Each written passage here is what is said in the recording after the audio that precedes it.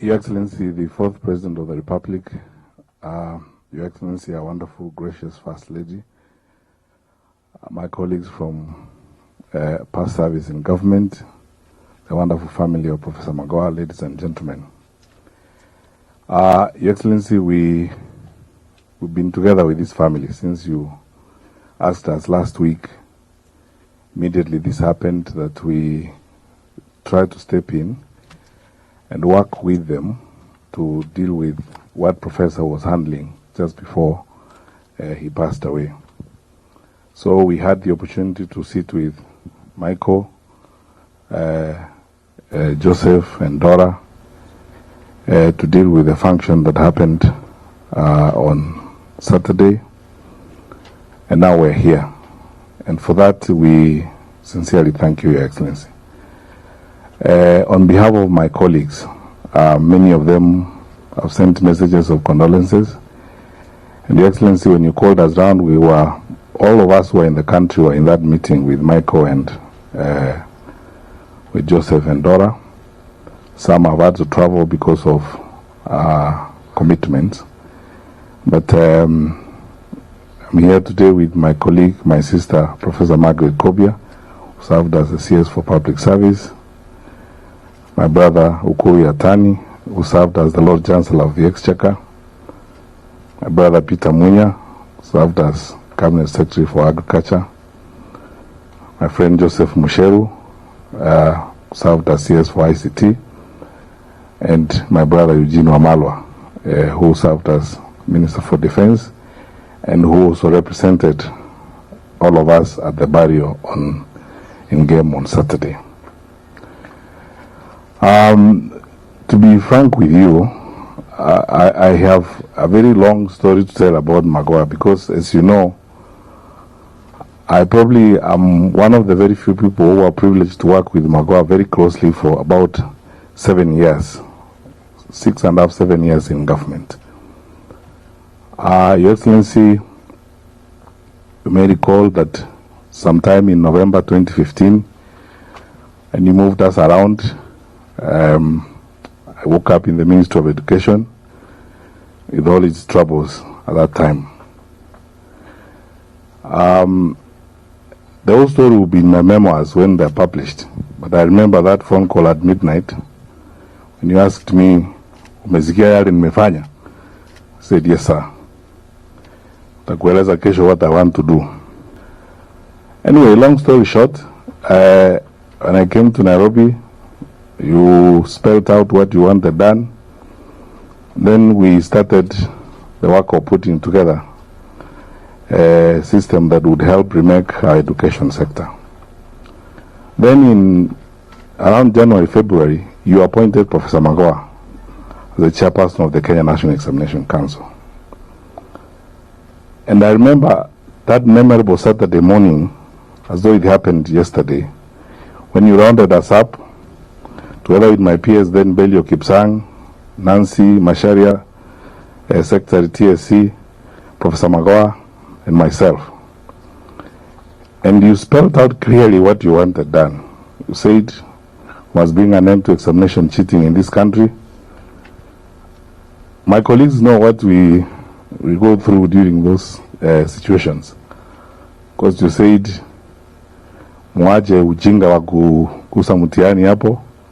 And you said this year, it is not going to happen. Ama mutafute njingine. Then that was the clarion call or order that we needed, which led to the formation of an amazing fraternity in government during some of my happiest days in this life. We teamed up, as you directed then, with CS Musheru, then CS ICT, my brother, the late Joseph Kaiseri, the CS for Interior. And you imposed a very punishing schedule on us. I'm now saying that after I've left the government, but you imposed a very punishing schedule on us, wanting updates on a fortnight basis of what we were doing to address the mess in the education sector. And we worked slavishly but very happily, because You outlined specific results you wanted, and all those wonderful people. And may the Lord bless the late Joseph Nkaiseri and now my brother, Professor Magoha. I have never been happy and I've never worked with such wonderful people. From the Kenya School of Leadership in Mount Kenya, where we went that time with Joe Musheru, Joseph Nkaiseri, and Magoha to meet with the DCCs and the education directors as you instructed us. We spent time there in the cold trying to build a system of collaboration between the Ministry of Interior and the Ministry of Education to manage exams to make sure we sort this out. Professor Magoha was so committed that he actually traveled to Uganda himself, because when we were looking at various systems around and we thought we could borrow a leaf from here, borrow a leaf from there, and so on, that which was close, he was so committed that he traveled himself. He said he doesn't want hearsay. He came here, he brought the report together with a critique on what we would do and change the whole thing. And we had a very enjoyable time doing a hard but pleasurable task of remaking the education sector. You insisted that we will not dismantle the tripartite partnership between the Ministry of ICT, Interior, and the Ministry of Education. As Professor Magoha himself liked to put it, we are joined at the hip. And so we must work together all the time. We spent long hours meeting all those wonderful Kenyans, and God has blessed us with wonderful people, called district commissioners, county commissioners, regional directors of education, and all those people. Every day repeating to them that what President Kenyatta wants is ABCD, because Professor Magoha said, we serve at the pleasure of number one, and our job is to outline his vision and ensure that it's delivered. All the tasks you gave at the Ministry of Education, and let me say here without fear of contradiction, because we live in a country where people are so dishonest, they love lies, they behave as if there was nothing happening yesterday, they are lecturing us now about things they think they are new.